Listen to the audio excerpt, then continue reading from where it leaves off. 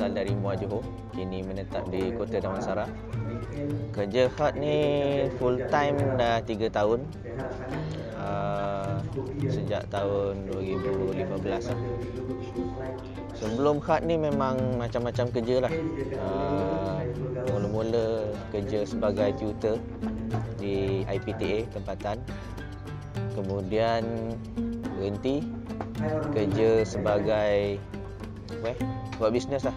Lepas daripada tu buat bisnes, jual busana muslimah, jual lens kamera pun ada jual, buat sales supply equipment dekat universiti. Kemudian repair LCD. Dulu pernah ada kilang repair LCD di Shah Alam lah. Minat khat ni dah lama, sejak dari sekolah lagi. Tapi sebab biasalah, kita pun tak nampak khat ni boleh dijadikan sebagai satu kerjaya kan. Dulu kita ingat kerja dia engineer, doktor, lawyer, tu je lah kan. 3 kerja je, tak ada kerja lain. Khat ni belajar, mula-mula di sekolah tu belajar sendirilah.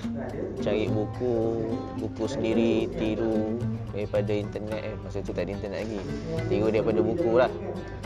So lepas balik dari UK tu dah start nak berkecimpung secara lebih serius.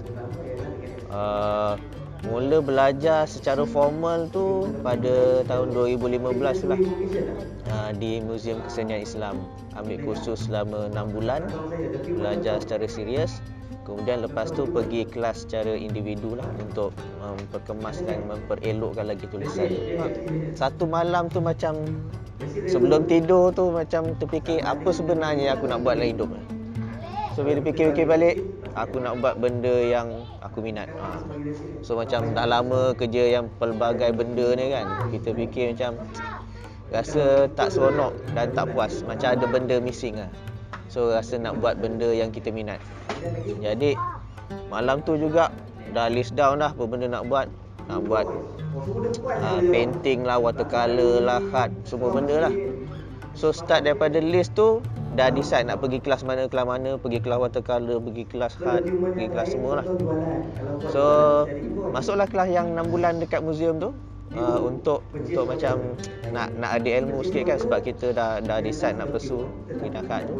Lepas daripada tu, di hujung kursus tu dah nampak dia punya kerjaya dekat mana. Sebab bila post kita punya hasil karya dekat FB, ramai orang minat. Lepas tu orang tanya berapa harga semua kan. So kita pun macam ada market lah benda ni kan. So daripada situlah bermulanya lebih serius. Bisnes khat ni samalah macam bisnes-bisnes lain yang orang tak nampak kan. Yang kita nampak bila businessman ni dah kaya, tapi kesusahan dia tu adalah. Maksudnya dia satu, bisnes khat ni bukan makanan kan. Tiap-tiap hari orang makan.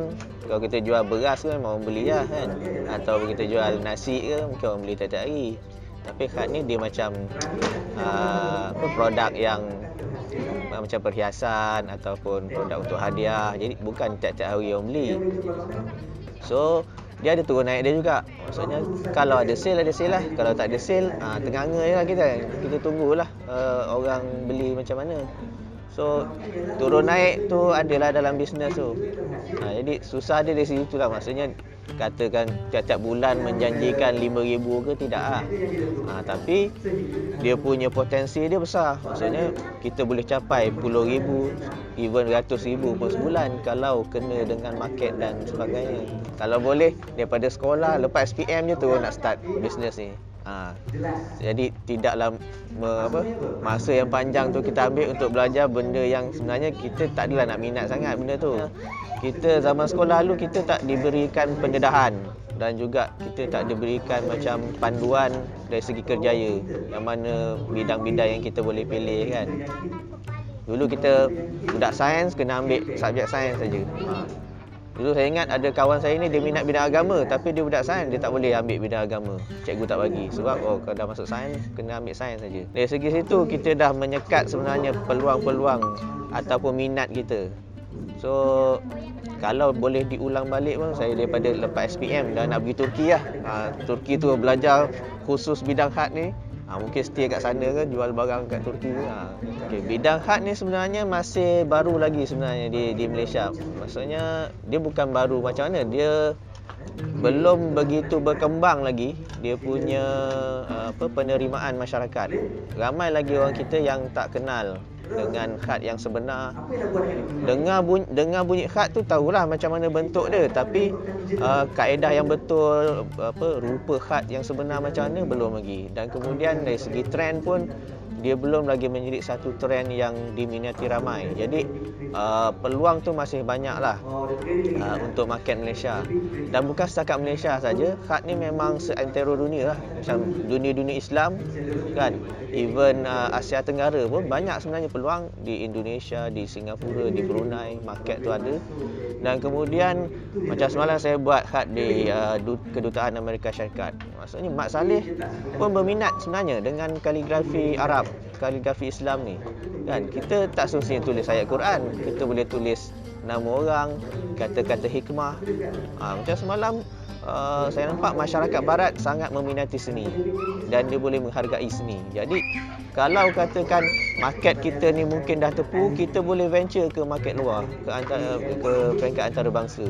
Kan di negara barat memang minat.